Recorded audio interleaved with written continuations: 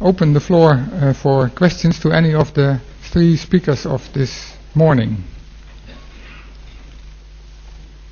On the science, the practice, the policy. Now I have to keep track of hands. 1, 2, and 3. Let's start with those three. Dave, you want to take the floor? There are microphones in the middle. I'm not sure if there are mobile microphones as well or not. Sander? All presentations were terrific, and I thought, could you reflect a little bit more?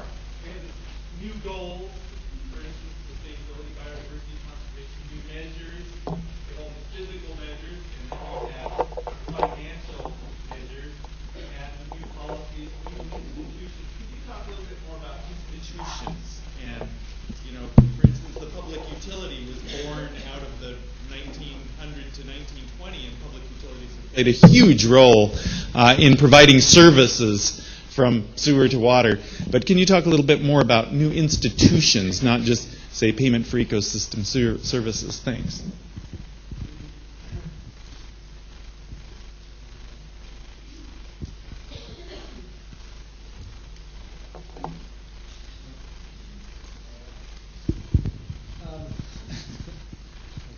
Can you hear me? Thanks for that question, Dave.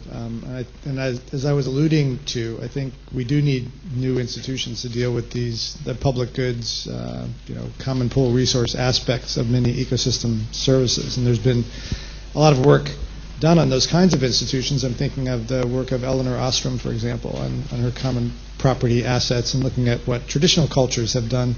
One sort of modern implementation that I like is this idea of a common asset trust. So if you think of the ecosystem that's producing all of these services as an asset that we need to hold in trust for all of the beneficiaries, both current and future generations, and that gives you more of an institutional framework around which to build in some of these other components.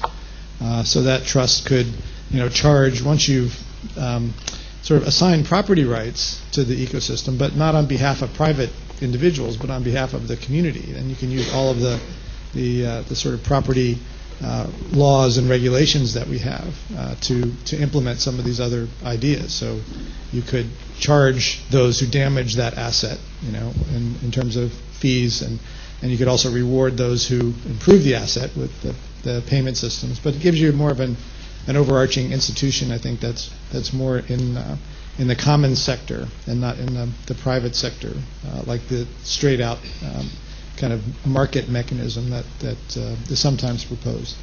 So I hope that's what you were aiming towards, and I think there's many different variations on that theme. But how do we make sure that these assets are held as part of the commons rather than as part of private institutions, which doesn't really jive with the nature of ecosystem services. If any of the other panel members wants to react as well, that's fine. Yeah, just one thing in terms of institutions. I think we have a number of institutions already. It's a case of integrating certain issues into the engagement. Like in Flanders, in Belgium, the Flanders Ministry, together with the University of Antwerp, together with INBO, together with other companies, have created a sort of a quasi-institution of a partnership, as it were, to actually map the whole of ecosystem services for a region, to then work it through evaluation and see how it integrates into policy making, and it helps inform them. So I think there's also not just new institutions like the IPBES or other issues, but it's making use of what we already have and proper integration. And there's some good successes already across the world on that. Okay, thank you. Rosemary, you want to add to Yeah, this? just to add that my response is very much in line with what Patrick said. I believe in the new institutions, but from our perspective, I think one of the biggest challenges for us is to how to improve coherence amongst different, especially from the government perspective, different institutions within a government.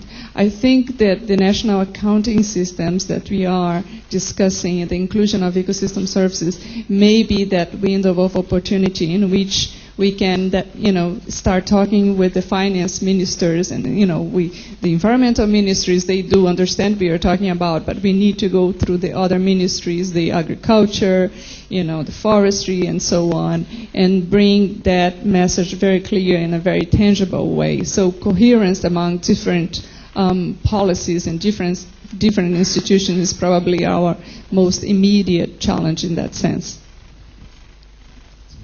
Yeah, maybe. So just to very quickly add, just the UK example of the proposal for the Natural Capital Committee of having a committee focused on that at the ministerial level is very important, whether it's a proposal at this stage. So anyone who has any influence, please encourage it to happen. Maybe the new IPBS might also be a good way of coordinating all these initiatives. Yes. Felix, you had a question? Yes. We have heard several times that it is very important to make distinctions between valuing and pricing. And as we are going to move into discussions of valuing ecosystem services, my question would be, how can we strengthen these differences, and how can we try to avoid misunderstandings, especially if we are in public discussions? So what can we do to enhance the idea that those are differences? Who would you like to start with answering that question, Felix? Any of the three? Did you direct it to anyone in particular, or they can all? Who wants to start? Right, I'll start. I think the key thing is to work out where, in some areas there is an equivalence where value does become price, and that is back to cases where where it can be a private good of a certain type of service, and then work out where it's not an issue. So, for example, for protected areas, it's not a pricing issue, and then just to walk through it and say, well, here it's very clear. This is where markets can work. This is where it's a public good, and you shouldn't get anywhere near it. And then just be clear about it. Yeah, I think that's generally the way that that distinction can be made most clear. The distinction between rival excludable goods that can work in markets, and that where price and value might correspond to the other three categories where you're not talking about private goods, and so we need different institutions to manage those, like these common asset trusts or things along those lines. So. I think that's probably the clearest way to make that distinction. And another way it's been done, Peter Barnes has an interesting book called Capitalism 3.0. And his idea is we need a new operating system for capitalism. So, the version 2.0 is about to crash the system, and we've got to upgrade, quickly to the new operating system. But his basic idea is that what's missing is the commons sector of the economy. So we have the private sector, we have the state sector. We're missing this common sector, and that's what really could apply to both ecosystem services and natural capital assets, but also social capital assets that are also part of the commons, things that we create together. So how to manage those, and that's where I think the new institutions need to come in. I think that's a question that becomes very relevant in the context of again, national accounting systems. And one of the issues that many economists think is that, it's there. So, it's hidden, it's there. The question is, how do we disentangle?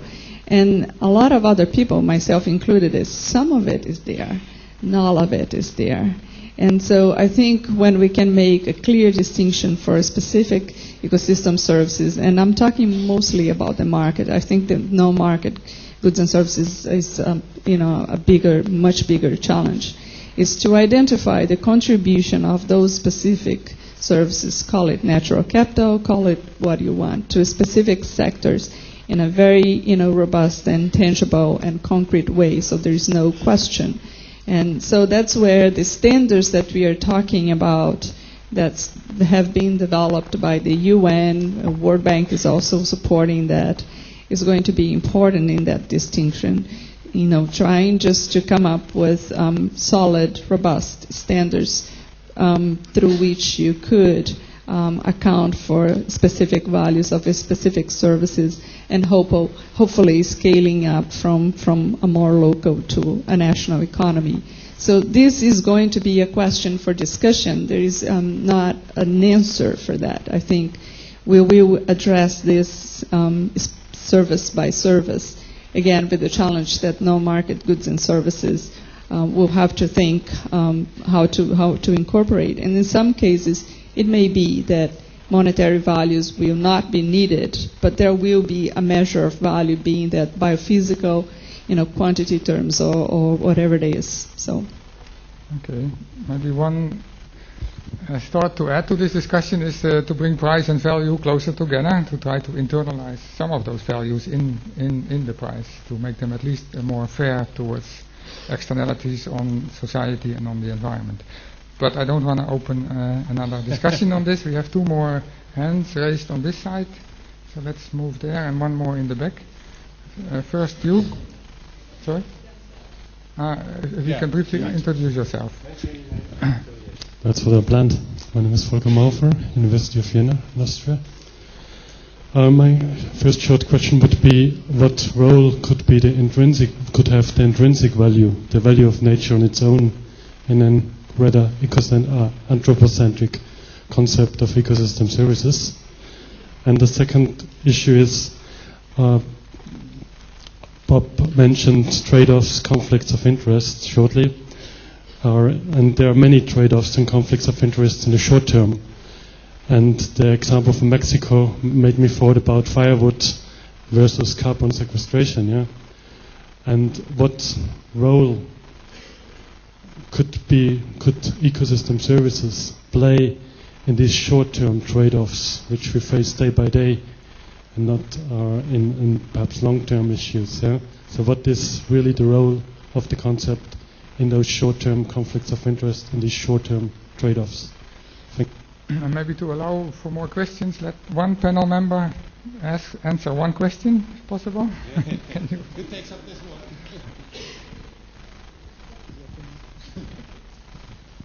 Well, this issue of intrinsic value, I think, is an unfortunate misnomer. That what you're really talking about is the sort of treating nature as a goal in itself. So it's think of valuation as the process of estimating the contribution to a goal. It's not what you're talking about. You're saying that nature, is a goal in itself, or biodiversity is a goal, or, so I listed those. Sustainability may be a goal, or fairness is a goal. Biodiversity protection could be a goal. So it's more of an end rather than a means. And by calling it intrinsic value, immediately people think, oh, well, how do you quantify the intrinsic value? That's not exactly the point. What you're quantifying is the contribution to that goal. So I think that leads to some confusions. In terms of the short term versus long term, I think this idea of ecosystem services can help to resolve both the short term and long term kinds of trade-offs. You can better estimate the relative value of firewood versus carbon sequestration. That's going to help you to make that decision and balance out those different needs, in the short term. And in the long term, you need to make some strategy decisions and policies to help resolve those conflicts going forward. So it may tell you that you're much better off investing in some alternative to firewood because the value of carbon sequestration far exceeds that, for example. Okay, thank you. Next question, Joachim. Also briefly introduce yourself, please. Joachim Spangenberg, Helmholtz Zentrum for Environment Research, UFZ in Germany. I want to follow up Felix's question because what I understood in the answer is that value becomes price for goods which are traded on markets. And that value and price is different where this is not the case, or actually there is a value but there is no price because it's not traded. So the question is, what is the appropriate unit of measurement for goods not traded on markets? You may be aware that the German Statistical Office has given up the production of a green accounting because of the difficulties of monetizing the value of natural physical resources. Wouldn't it be useful to have a measurement unit which is not a currency unit, to avoid the misunderstanding that this value would be a price? And what would be the alternative? And who should answer that question? You have a preference? The real economist. I'm very much a pluralist in that regard, and I think the whole point is to express these values in units that communicate with whichever audience you're trying to communicate with. So whether you express the trade-offs in dollar terms, that may communicate with certain audiences, but it might lead to the kind of confusion that we're talking about. But you could also express the trade-offs in energy units or land units or something else that might communicate better with other audiences. But I don't think that's kind of after the fact of estimating what the trade-offs are. It's how do you communicate them and what units do you express those trade-offs in. Okay, just brief, Patrick. Yeah, if I can just add to that, it's a bit like moving towards integrated economic accounts. Actually, it's a multi-step process, and the steps on the way are not just a means to an end, they're a means in itself. Now, understanding the physical reality of the ecosystem, service flows, and then over to the economic value. Each of those steps have something, and each of those steps you've got a multiplicity of indicators. The first ones are not non-economic at all. They're very different.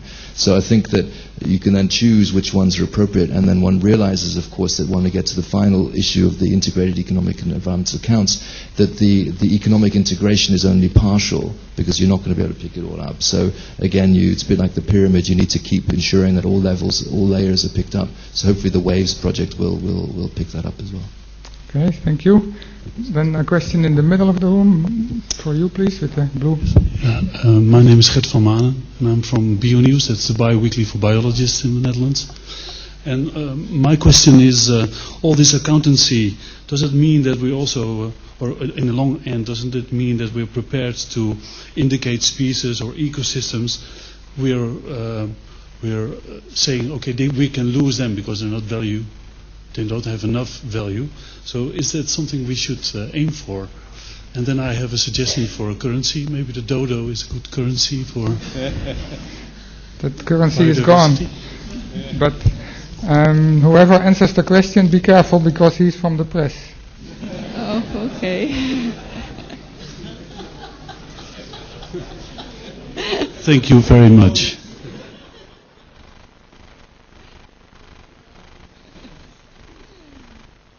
I think this is a question we also struggled, especially when we were changing our mission. It was, as I said, historically it has been biodiversity conservation. But I think ultimately you're thinking about human well-being, so it's the valuation becomes more like a means to an end. And there are several ways that you look into that. So I do not believe in, a monetary value for everything. I believe in the intrinsic value. I think it's absolutely pointless to even think about a value for species, for example. We talk about in terms of option value, which is like the future, the things that we don't know yet.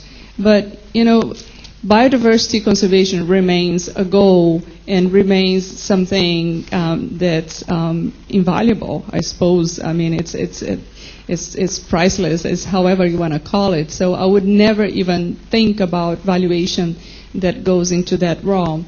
I do not think on those terms. I think in terms of benefits to human well-being, and clearly biodiversity is above that.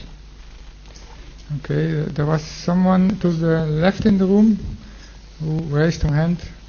And after that, maybe one or maximum two more questions. So who else? There's one more. Yes. Yeah. My name is Eva Primer. I'm from the Finnish Environment Institute. So we're here about, what was the name of the conference? Integrating Science and Practice. And I think that my question is for both, or regards both. How do we deal with those issues that are not clear categories, like protected areas or hotspots or dramatic losses of ecosystem services? But we actually need to measure sort of incremental, marginal, small changes in the quality of the ecosystems.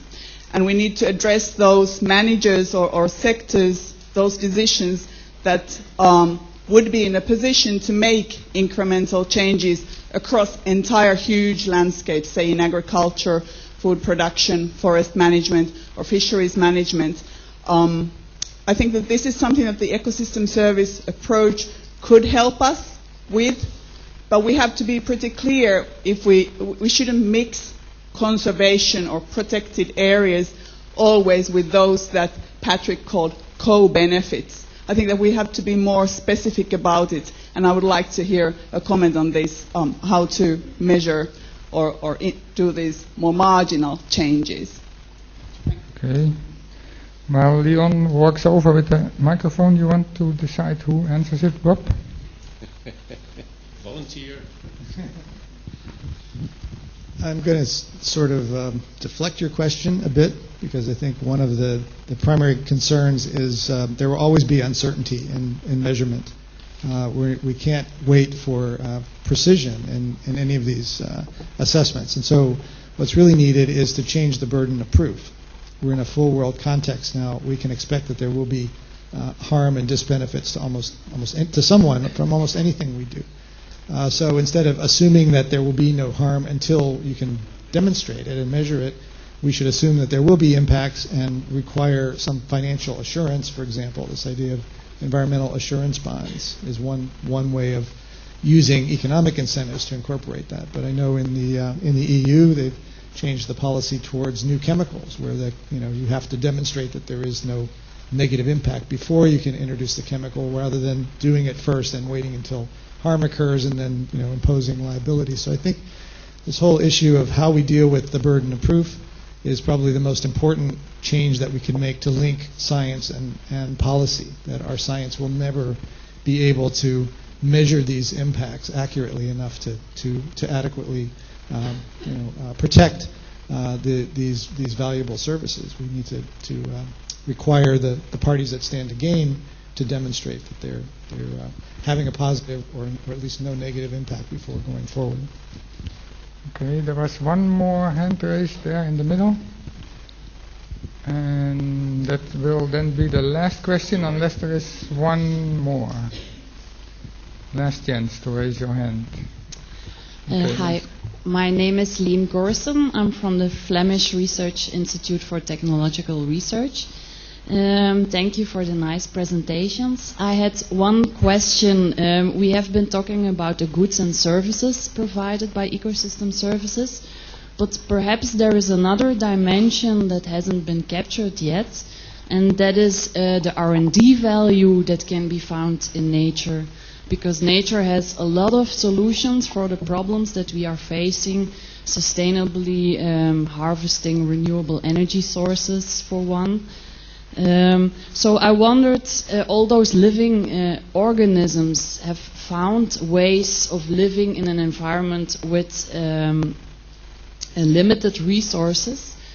Is there a possibility to capture this dimension as well in the ecosystem services? Or are there other aspects how we could deal with them? Because if we lose a lot of the biodiversity, we lose a lot of the solutions for the future. Nature as example for design and everything.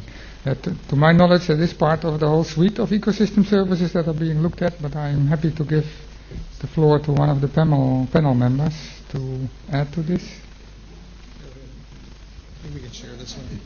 Yeah, we can do it. Yeah, no, absolutely. I think just to agree with Dolph, it's fundamentally and core within the issue. I mean, the challenge under biomimicry is the same as under access and benefit sharing, and is who deserves what in this picture, because how much should go to the source of the biodiversity, how much should go to the developer, and how much should go.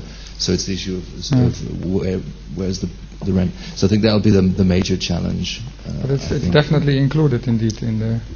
Well, this relates to my prior comments too, that I think it's there are lots of things that we don't know are actually benefits, and so we need to preserve the options there. And so the burden of proof really should be be shifted. So we shouldn't we shouldn't damage those kinds of potential resources until we know better about what's possible. And I think there's certainly ways to think about that insurance value or the benefits of having those sort of options that we don't know about yet. It goes back to Paul Ehrlich's famous analogy that you don't want to start popping the rivets out of the airplane, and hoping that it will still keep flying. You're probably better off being cautious. So it's the precautionary principle. Thank you. Last question for Mike. I'm afraid we have to finish, but there will be lots of opportunities later on. Mike? The microphone for Mike. Mike Christie, Aberystwyth University in the UK. The economic valuation of biodiversity and ecosystem services is extremely complex. And when we do a valuation study, we have to think about risk and uncertainty, and there's a whole bunch of knowledge gaps and so forth. Not only in the physical science about how biodiversity delivers services, but also how we then value those services and a whole bunch of issues about valuation. So given that when we do these valuation studies, and as Rosemary suggested, we've got a whole stack of caveats underlying these valuation studies, then first of all, are we happy that valuation is accurate and gives a representation of a value of ecosystem services? And secondly, what are the panel's recommendations about what knowledge gaps urgently need filling, or what's our priorities for filling those knowledge gaps? Is it the science, or is it the economics, or somewhere in between? Thinking time? You can work faster than that.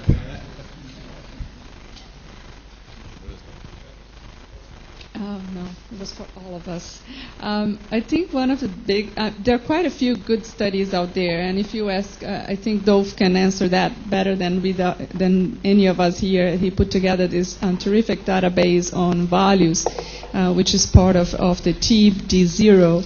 So you find out in the literature there are quite, an overview for all of the services. There is a relatively interesting range on the values. But my experience has been that a lot of the studies are good when they're very localized studies. They're done with all the cares and with the caveats that we were talking about. I think the biggest challenge is how do you scale these things up? That's the big $1 million, however, $1 million question, because we have no funding, we have no time to do, lots of specialized later studies. So we need to figure out how to scale from a protected area size to a regional level to a national level. And that's, of course, a challenge for national accounting systems. I will go back to my argument about the burden of proof, that we should not assume that we were getting the answer or the complete answer in any of these cases, and we should actually assume more of a worst case scenario. So when we're doing the studies, I think it's at least as important to say what's the range, what's the possible values, and then who's responsible for that uncertainty, and to shift that burden to the parties that stand to gain from the activity. I think that's probably the most important sort of mind shift that we could implement. We're not saying this is the number. We're saying, here's the range of possibilities. There's a lot of uncertainty. We should be acting in a more precautionary way because we know that these services are valuable, and the more we learn about it, the more we understand that value. But we're certainly not there yet, and we'll probably never get there in the end. But we can certainly manage with that idea in mind and do that more effectively. Okay, Patrick, you have the last word. Yeah, just on the link to policy, because I think that's an opportunity to focus on where there's a potential policy response. There's big debate in Europe about public payments for public goods in agriculture, and everyone agrees that it's a good idea, but then suddenly you come up to the issue of how much information do we really have on ecosystem services from agricultural land to be able to construct an instrument upon. So I think another way of looking at it is to say that for ag or for marine policy, like what are the biodiversity benefits over time, or for cohesion policy of benefits of local patches of green infrastructure for cities, one could also prioritize that, because that's where action can happen. That's where you can certainly make use of this money that is available and that can invest in the green infrastructure or improve agriculture or improve this and that. So just to complement the other, and I think they're equally valid positions, but that would certainly be my suggestion. Okay, thank you very much. And thank you all three for your presentations and participation in the panel. And thank the audience for your questions.